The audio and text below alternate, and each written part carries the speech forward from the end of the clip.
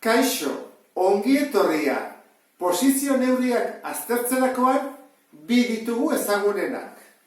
Batetik kuartilak eta bestetik zentilak edo pertzentilak.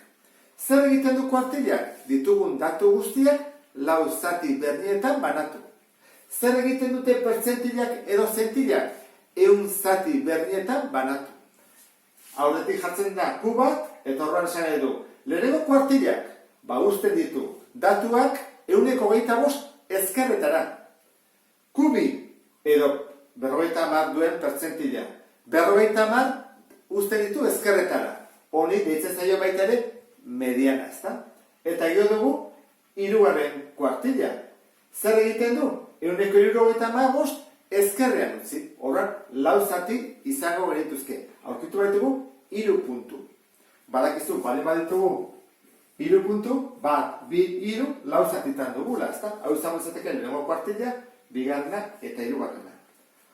Orduan, ariketa hauek egin aurretik eta hau errepasatu aurretik, osatu barko nuke hau. Zergatik? Ze eunekoarekin ari gera, horren, eunekoak aurkitu behar ditugu. Eunekoak aurkitzeko, beti bezala, hemen ikasten gara, ezta? Aldagaia eta maiztasunetik. Pentsa ezagun, galdetu diegula 40 ikasleri, zer nota atea duten azterketan. Eta hemen atea da, ezta?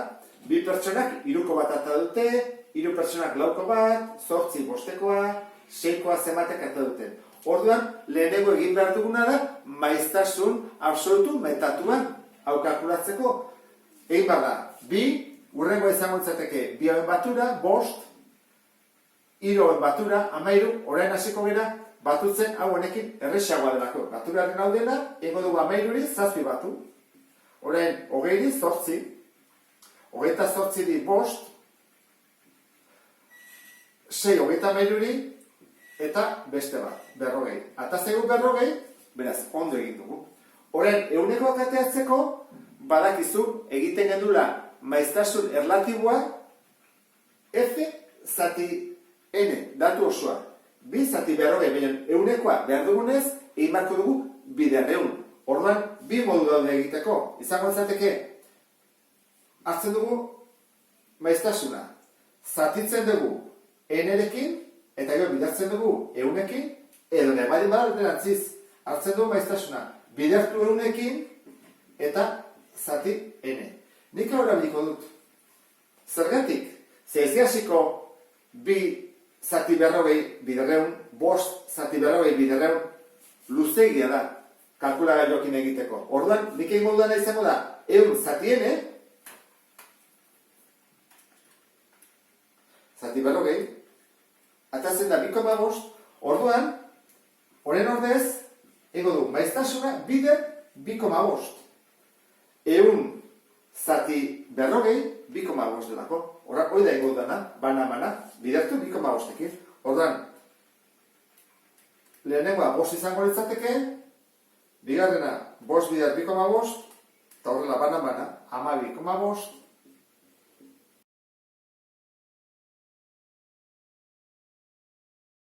egun atera zegunez, ondo egin dugu. Horran, araua ikusiko dugu, jakiteko hau nola osatzen den. Lortu behar dugu, euneko handiagoa den lehen aldia. Eta, baldin bada zehatza, bat baldin badator, egin behar da, urrengo tartearekin edo urrengo datuarekin batez bestekoa. Hasiko gara egiten orduan, bana. Lehenengoa. Q bat. Lehenengo kuartila da, euneko 25.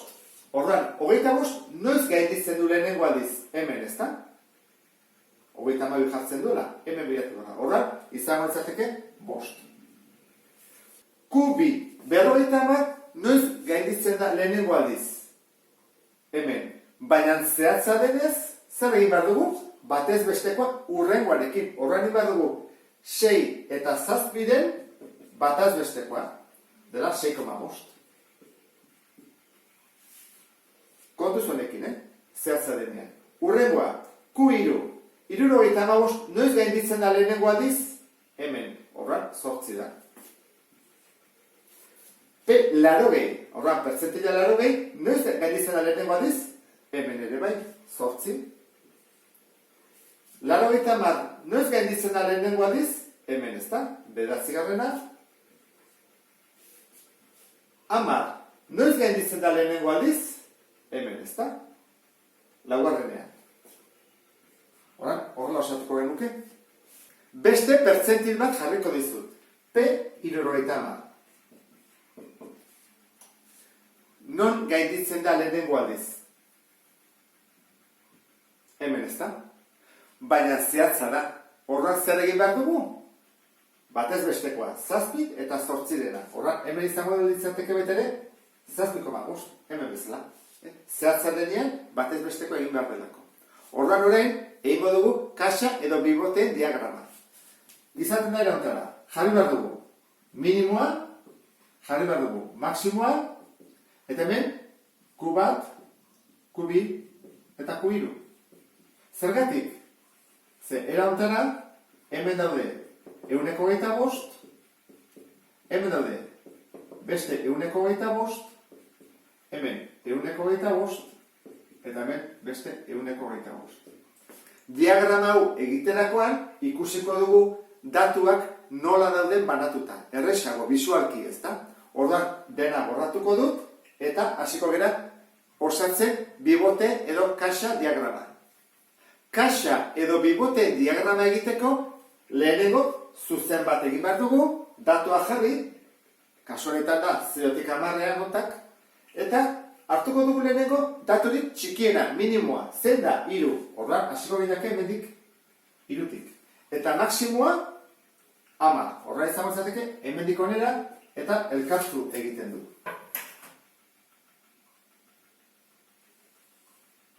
Bigarren pausua izango litzateke kuartilak zehaztea. Horra, lehenengo kuartila nun dago 5. Bigarrena 6 orduan 6 eta 7 erdian hor dago bigarren kuartila, eta 3. 8. Orain, bai, egin dezakegu gaia, kaxa hauek, ezta? Izango litzateke hau, eta bidez beste horrela. Diagrama honekin datuak hobeto interpretatzeko aukera izango dugu. Hemen ikusten da, hor dagoela mediana, hemen daudela 150, hau da, 125 hor eta 125 beste hor, eta gero dago hemen 125, 25. Nun daude jende kopuru gehiena erdian, ezta? Hau da erdian. 5-tik 8 da daudela, eta gehiora baitzen da, ez? Hemen ez dagoela ezer, ikusten da, nun hasten den, nun bukatzen den, honek lagundu egiten du. Ondo ulertu duzulakoan, beste bat arte. Agur?